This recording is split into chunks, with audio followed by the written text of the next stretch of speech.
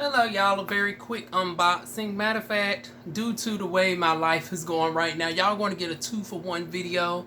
I'm just going to lump both topics together. So first, let's address the hairy situation in the room. I have now been doing laser hair removal for a year now, but my last session was 4 months ago, back in December. So this is what I look like 4 months after doing my last session. I have now gone back to shaving weekly because my hair has started to regress where it's starting to grow in. So this is a week's worth of hair growth. So nowhere near as drastic as what it used to be, but I don't like the fact that it makes my skin look textured when it's really not. This is the hair, but up against my complexion, it makes my skin look textured in this area, which I do not like. Now, granted, I'm no longer dealing with the pseudofolliculitis barbae, aka ingrown hairs. So we're no longer dealing with the bumps like we used to. Also, my skin has substantially lightened up because I'm not causing as much trauma to that area. It's less hair to shave, less strokes to go over. Thus, my skin is not having to respond with producing an over amount of melanin, which is very common for my skin type, Fitzpatrick number 5. As y'all can tell, this chin area, which was always my most resistant area, this is what is not letting up at all. And then this is my lip area. And that's probably because of the fact that, as y'all know, as of November, I've started taking Finasteride. Focus. I started taking Finasteride and Minoxidil for my hair loss. Give y'all an update on this. We're going to be completely transparent on here since I don't come on this channel as often. And the little whiteness is the residue from the Minoxidil, because y'all know I wash my hair weekly. So yeah, that's why we got this whiteness. No, I am not turning gray. My hair is still jet black, as y'all can tell naturally. But this is 4 months in from taking the Finasteride and Minoxidil. I'm actually going to quit taking that, but I'm not going to quit taking the Finasteride, if that makes sense. I still got 3 months worth of Minoxidil for my hair, so I don't need to repurchase that anytime soon. But I now got insurance. When I started this back in November, I did not have insurance. Now I got insurance, and I just found out that it's way cheaper for me to, because all of the thing is the same. It's like no brand is better than the other. It's all prescribing you the same thing, so I don't get no benefit from specifically paying $75 for this right here from Keats.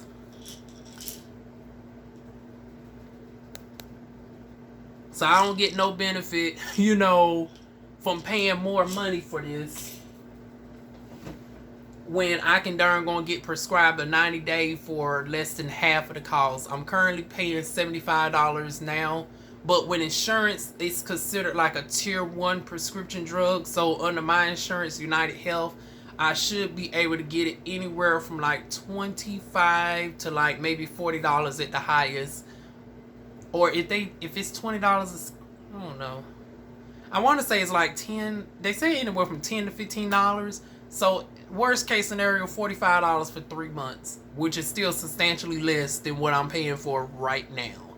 $45 is actually what I'm paying for the 3-month supply of the Minoxidil. So I would keep purchasing that, and then I would just get my Finasteride through a different company. So that's the update on that. And the side effect of that is, as it's helping to maintain the hair,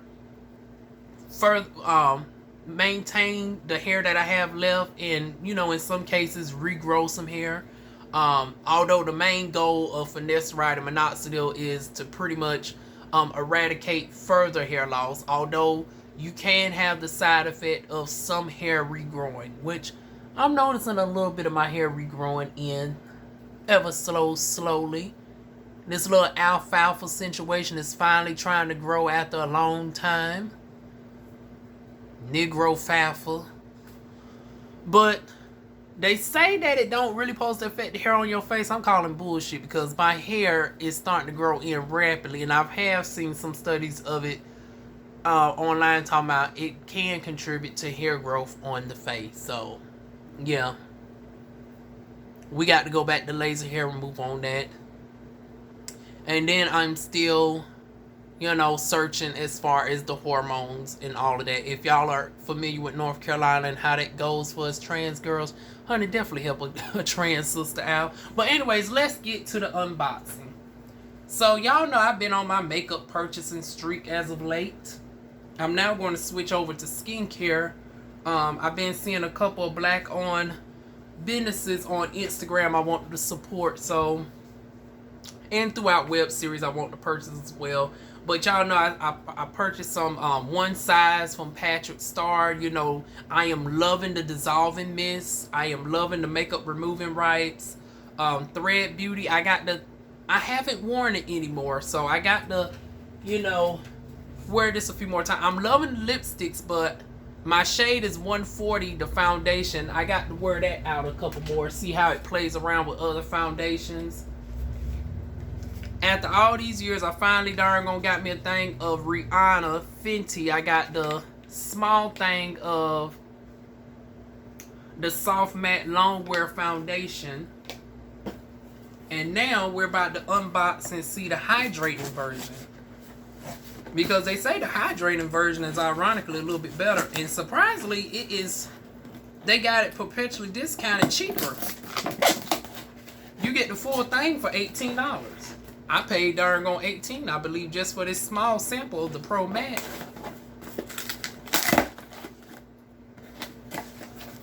Now, Sephora is just wasteful with their packaging. Like, did we need all of this for 2 items? It's like, y'all could have really put this in the mailbox if you ask me. Because I just got 2 items.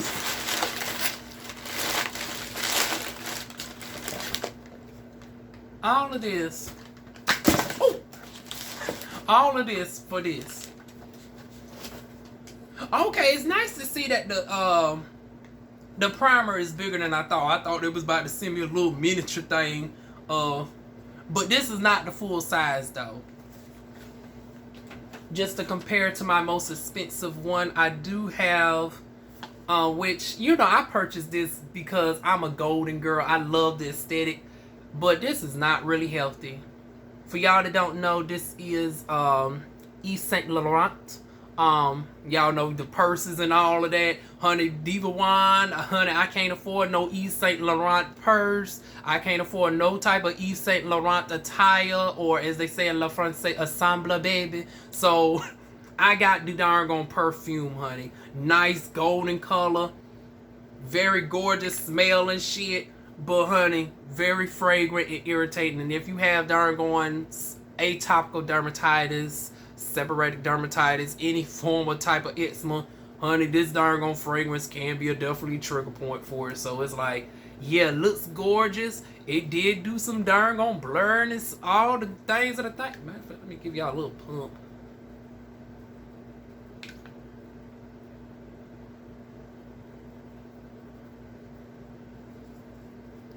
And this is old, honey. It's done expired. That goes to show that I don't even wear the makeup like this. I done had this one for a few years, as y'all can see, as it's clumping up. But it still got the powerful smell. Child, I use this. I still keep this shit for the perfume aspect of it, honey.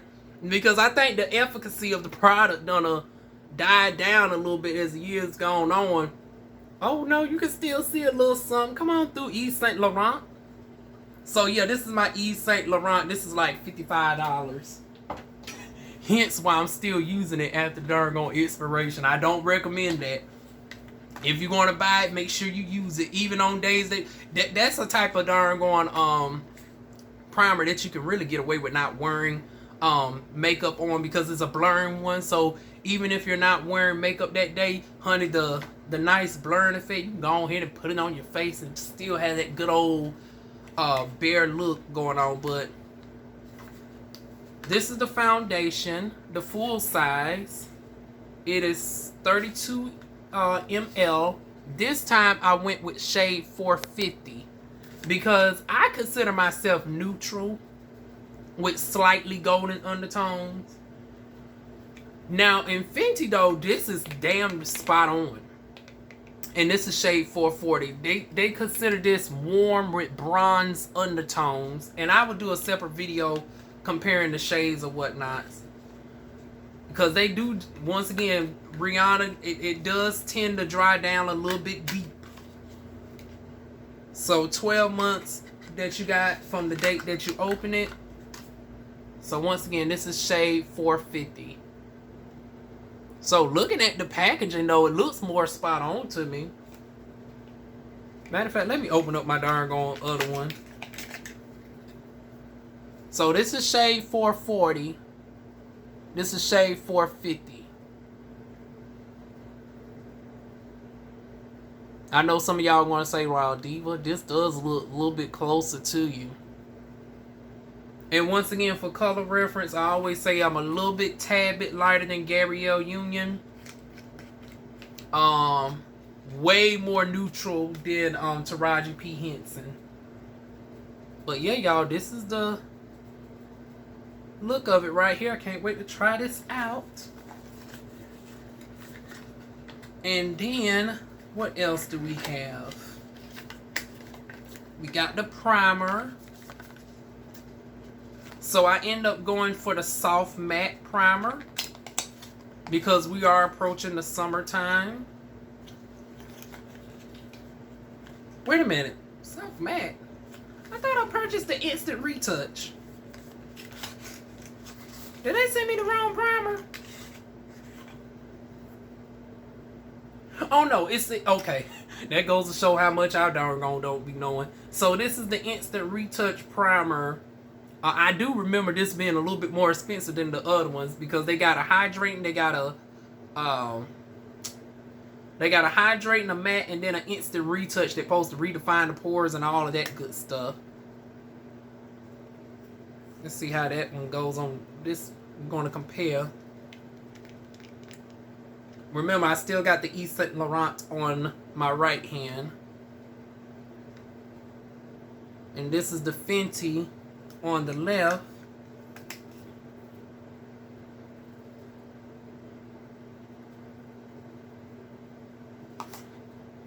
Oh, I like the smell of this Fenty. Got a unique scent to this. I can't really put, what's the ingredients in this? Something is popping out to me. Oh, I don't like that it has talc up in there. Y'all know the naturalista in me don't go for the talc. It's almost like a rose-like scent mixed with something else. Some sort of fruit that I can't put my mind on. What is the scent up in here? And it doesn't even say on the packaging. But both of these smell. This one definitely has more of like a floral turnt smell. And this one is giving me high-end bougie bitch right here. But honey, there we go, honey. I guess we can put a little bit on my damn face, honey. I don't know how good the demonstration is going to be, considering that I don't necessarily have super large pores. I got combination skin.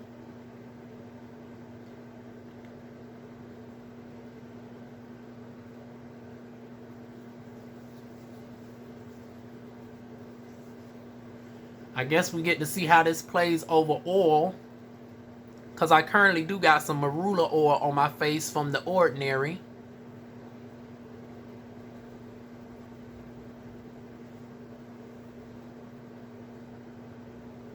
Oh, wow. Okay. Look like it did something, honey. Come on, instant retouch. I can tell you right now, this actually did far better than the Yves Saint Laurent, and that cost like $20 more. Just off of how it glided on my face. Because once again, my face, it doesn't do too good with certain stuff. Like, sometimes it just be difficult, honey. Put some on my forehead.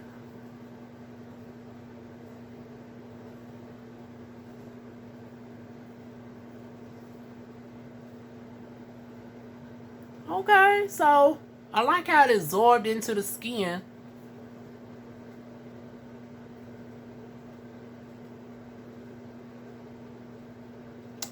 Okay. Only reason why I'm not putting on the foundation is because the demon just got a new job. I don't know when she's going to pop in the door, honey. She back working at the hotel, honey. And you know, it takes time for the Fenty shade to dry down to its true tone. Like, the way that it gets put on, you got to let it sit for a good 20 minutes or so, and then it goes into your tone or whatnot, or it might go deeper. So I look forward to seeing what this really gives. In comparison to this, I will do a video of a side-by-side of the 440 versus the 450 on my skin tone. And we'll see which one is the best. But once again, we are approaching summertime. It's starting to get hot again. I don't know. It's bipolar weather. I still got my heater out, and it's darn on April. We just had hail just the week before. Then it's now 80 degrees today, and probably by the end of the week, it'll be back 40 degrees. Yeah, that's the type of weather that we have in darn North Carolina, child. Fayetteville, to be exact. But that is it, y'all. That's my unboxing. Plus, y'all know, catching y'all up on what's going on with Diva Wand with this hair removal, this transitioning journey. Ooh, my brows is looking a mess. Whenever I get a hold of what her schedule gonna be like, honey, I need to darn going trim these brows down. Oh, I really need to also give y'all an update about my interview process at Hand & Stone. That will be on the Diva Wand channel. I said I was going to put that out in a timely manner, and once again, life just has hit me, and yeah, that's why y'all have yet to got that Hand & Stone interview process. I have then applied for somewhere else. Like, I don't know if I'm going to get a call back from them, honey. We can hope. And then, the Venetian is hiring. Oh, anybody familiar with the Venetian in Fayetteville, North Carolina? And I don't say that to be shady. Venetian, actually, after looking at them, Venetian, I can actually, because I got familiarity with darn on Eminence Organics. Well, hell, I had familiarity with Dermalogica as well. But see, this is where they threw me for a darn on loop. They darn gonna end up giving me the darn on Clarity line to work with at darn on Hand & Stone, and I don't know shit about Clarity. And then make matters worse, the darn on product was requesting for the darn on steamer, and they ain't had no damn steam. I was like, oh God. But anyway, I end up darn on. But oh sure, I'm telling too much. Y'all get that as I darn gonna do my updates. But yeah, y'all. That's what's been going on with me on the job search, honey. It's like just a mess. Now the Venetian darn on is talking about they really want people to apply in person, and I'm like, oh. And it's like, damn, I can't even darn gonna shave my face until, I don't know, maybe I can still go in with a mask, but a mask or whatnot, because they still requiring masks inside close buildings, even though like with ride sharing stuff, we no longer have to wear masks. I'm still wearing my mask, because like I said, I ain't trying to give bearded lady tease. So this is also what's really been holding the girl back during the interview, because it's like, I can't even really show my face like that, because hell, my face is still going through the transitioning process, child. I still got to deal with this facial hair and being on a schedule with shaving and whatnot. Because once again, I don't want to try to shave multiple times in a week. Because I know y'all saying, well, why don't you just shave the day and also shave the day before your appointment? Because once again, we're trying to reduce the amount of times that we have to shave, and thus reduce the trauma. Because being black, more times you shave, more that you're exposing your skin to have to respond, and it can do some post-inflammatory hyperpigmentation. And it's like, yeah, we ain't trying to go through all that. Hence why we're doing the laser hair removal in the first place, so we can get to a point where we don't have to keep doing that. And then as the hormones start to take an effect in months down the road, that will also reduce my testosterone levels, which will also aid in reducing this doggone body hair as well, especially the face. I can deal with everything else because I can wax everything else, but this face got to go. So that is it, y'all. That is an update on me. Once again, give y'all a close-up. Ignore the facial hair. Just focus on where I put the primer. But that is it, y'all. Feel free to like, comment, share, and subscribe. And I will see y'all soon with more videos. Mwah.